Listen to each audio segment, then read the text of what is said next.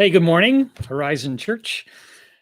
Welcome to, well, it was a beautiful sunny day a couple minutes ago. Anyway, so welcome. Hope you guys are all doing well. So we've been talking about faith and kind of having a conversation about faith in difficult times and some of the struggles that we have with faith. And thanks so much. Good morning, Pat. Good morning, Mom. Thank you so much for quick funny story, totally unrelated, since my mom clicked on. Good morning, Linda. Years ago, my mom was the secretary at the church where I worked. She was employed before I got there. Good morning, Rick. She was employed before I got there, so I was assigned to that church. Had nothing to do with the fact that she was a secretary. But in the early days, one afternoon, good morning, Bonnie.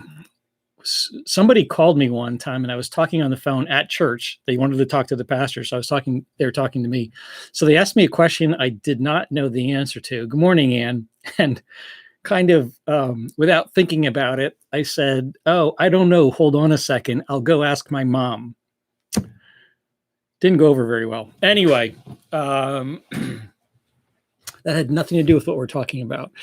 So we've been talking about faith. And one of the questions that people have identified is the struggle of growing faith. How do you actually grow faith? And that's why I was holding those little flowers up for the thumbnail. How does faith grow? Because sometimes we just don't know how. And that's one of the struggles that people have is, I don't know how to grow faith. So I think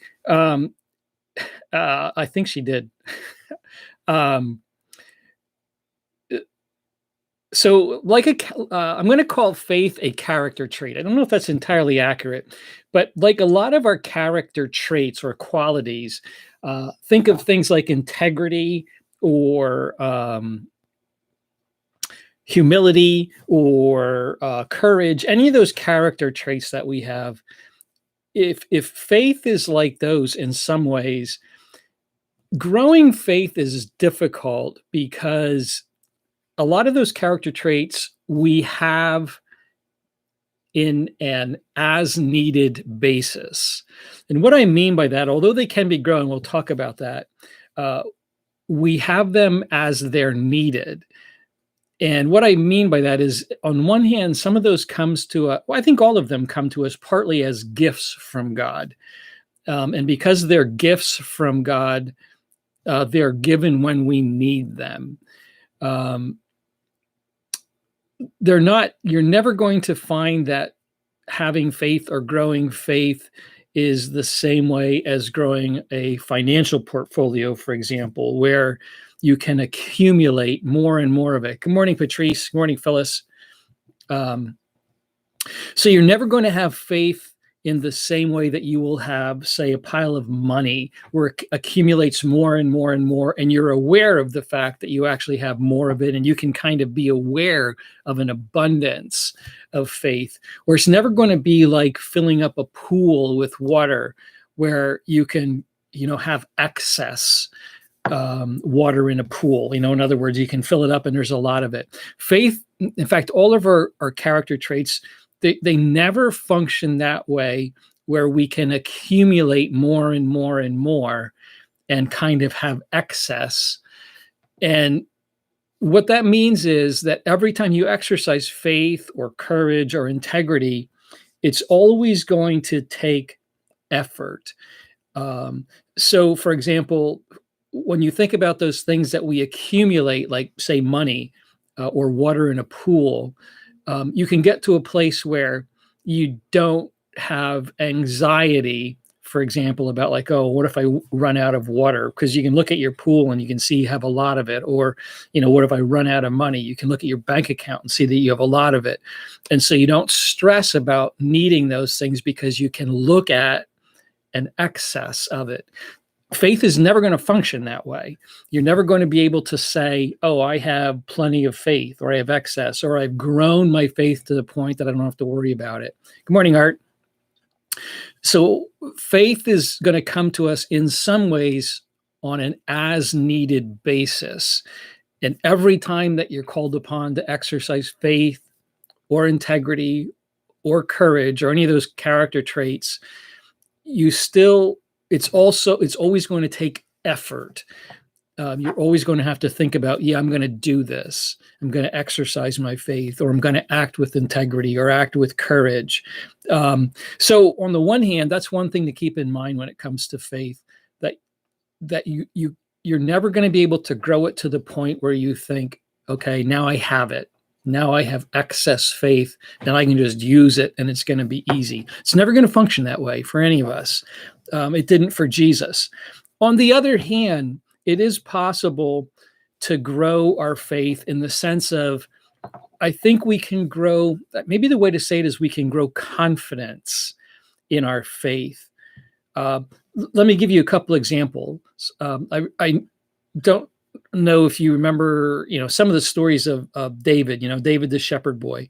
There's that great story in the book of Samuel where David is off to find his brothers. David's dad sent him. He said, your brothers are all fighting war against the Philistines. Take some supplies to them. So David arrives where his brothers are fighting the Philistines. And then we're introduced to that great story about Goliath. And the Israelite army is impotent.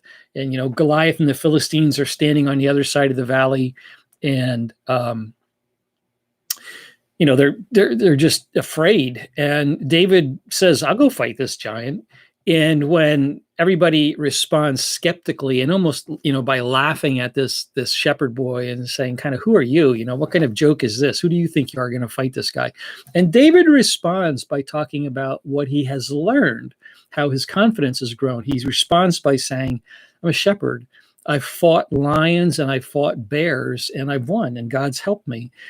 And in the same way, I know I can fight this giant, and God's going to help me, and I'm confident. So his confidence in his abilities didn't just arrive like instantaneously. He was confident because of past experiences, because he knew not only what he could do. Good morning, Rox. He knew not only what he was capable of, but he knew who God was and what God was capable of. So confidence grows. But again, don't think that means that David just said, oh, I've got an abundance of it. I've got this little stash of faith over here, and all I got to do is pull out from it. It still functions, even when you have confidence in it, it still functions in an as needed basis. So David learned to have confidence in his abilities. You could say he had faith, not only in his abilities, but he had faith in God because it had grown through past experiences.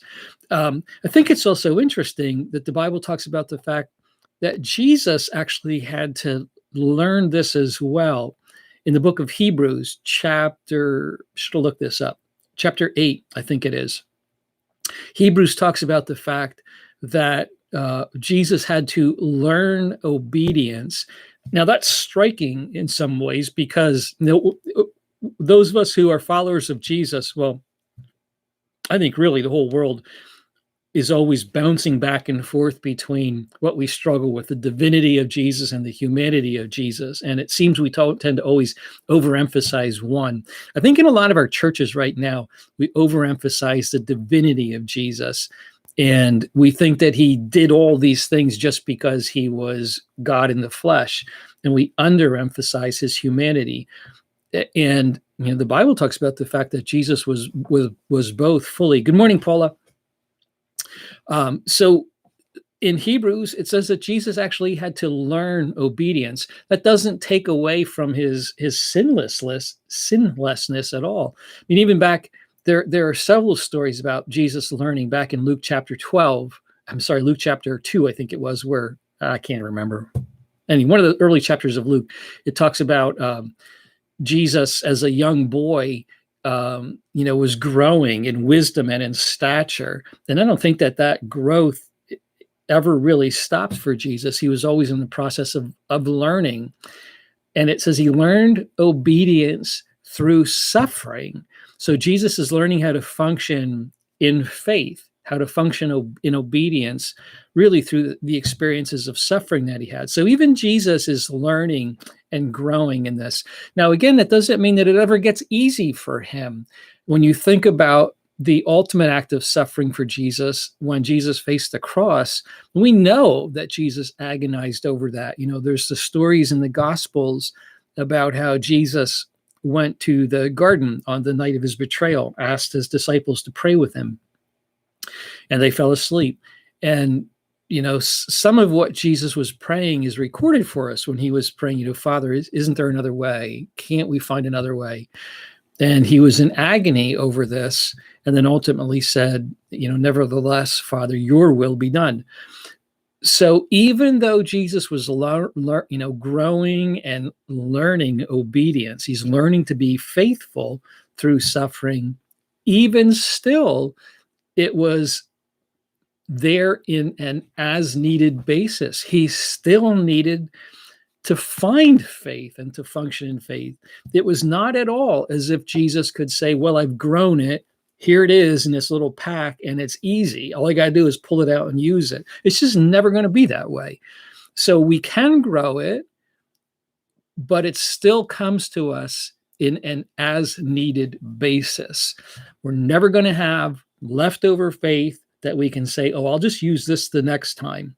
It's always going to be something for us that we have to practice in the moment. Same with integrity, same with courage, same with courage, all those character traits. So the question becomes, if that's the case, if it can be grown, if faith can be grown, but at the same time it comes to us on an as-needed basis, how do we grow it? I think that both faith and unfaith are grown in the same way. I think unfaith is grown as well. And I think they're both grown the same way. They're grown by practice. Let me talk about unfaith for a minute, how we at times will operate by not having faith or not having courage or integrity. I can tell you by experience that sometimes when we're confronted with an opportunity to be obedient and to act faithfully, there are times, I know this from experience, from personal experience, there are times when we decide, I'm just not going to do it. I'm not going to trust God in this circumstance, or I'm going to be disobedient. I'm going to do something that I know isn't right. And my guess is we've all been in that situation. When we make a deliberate decision to say, I'm going to do something that isn't right, that isn't obedient. And we also probably know that what happens is, you may struggle with guilt and regret for a time, but what you discover is that the more time goes by, the less you hurt and the less you feel guilty, and eventually you forget about it. And what happens then is the next time that you find yourself thinking, I should be obedient here, I should do what's right, you've now learned, I can make the wrong decision, I can choose to disobey, and you know that regardless of the regret and the guilt that you experience, that's ultimately going to go away. Your heart's going to grow hard. And so we learn unfaith that way. We learn that we can be disobedient, and eventually the pain's going to go away. So faith and unfaith are both learned the same ways, by practice. Now, faith, on the other hand, we grow simply by practicing. When confronted with an opportunity to be faithful, to be obedient, in the same way that Jesus had to learn obedience, in the same way that David learned it, when confronted with opportunities, we simply choose faith. We choose to act as if this is the right way to do things. We choose to trust God. So in the situation that we're in right now, when we're anxious, when we're wondering if I should, say respond in fear or whatever, those are moments for us to decide, like, no, I'm going to act in faith here. I'm going to trust God with this. And it's simply that decision to say, I'm going to choose faith over unfaith. And the same way that that David's confidence grew, in the same way that Jesus learned obedience, he learned faithfulness. we grow too, simply by every time that we exercise faith, every time we decide to trust God and live and act as if God is going to be faithful to us. So the warning is that both faith and unfaith grow the same way through practice. But we can grow faith, even though, the difficulty is, even when you're growing faith, you're never going to wake up some morning and say, oh, now I have it. I've grown it. Here I've got this little reservoir of it. It just is never going to function that way. Even though you're growing it and you're growing confidence in your faith, you're always going to have to exercise it in an as needed basis, the same way that David did, the same way that Jesus did. But you can grow confidence in faith. You can grow the ability to exercise it, to grow it by practicing it, by just making decisions. And I think that's why in some ways we talk about the little things are important, being faithful in the little things, and recognizing just I don't want to give examples because it's, for some of you they may not be little, but there are little things for me in which I just do some things daily with how I live my life, with money, time, whatever, and recognize that in the doing of those little things, I'm growing my faith, growing my confidence in it. So that's how it's grown, by practice, by practicing the little things. But I must say at the same time that even though it can be grown, you're still going to have to practice it in an as needed basis. It comes to us that way. It comes to us, it's a gift from God, but it still can be grown. So let me pray for all of us. Let me pray that our faith would be growing, especially for those of you who are really struggling right now, and some of you with good reason. For some of you, your lives are really just overwhelmed with kids and work and trying to juggle all kinds of things that you've never had to juggle before, and also just some anxiety. Looking at I'm out of work. So I know that for some of us, this is a real time of testing of our faith. But the good thing to remember is that in some ways, it's not our faith that matters. Ultimately, it's God's faithfulness to us that matters, and we just learn daily to trust Him. So let me pray, and then get on with our day. God, thank you that we can look at your word and recognize that there are human beings like David who grew in their faith. They grew in their confidence in you by practicing in the little things. I thank you, God, that there's even a sense in which we know that Jesus had to grow in his obedience and his ability to be faithful. The difficult thing, Father, is to recognize that Jesus grew in obedience through suffering. We'd rather grow the easy way. I'm not sure that that's the way it's going to happen. So, God, thank you for the reminder that our faith can grow. I pray, God, that you would be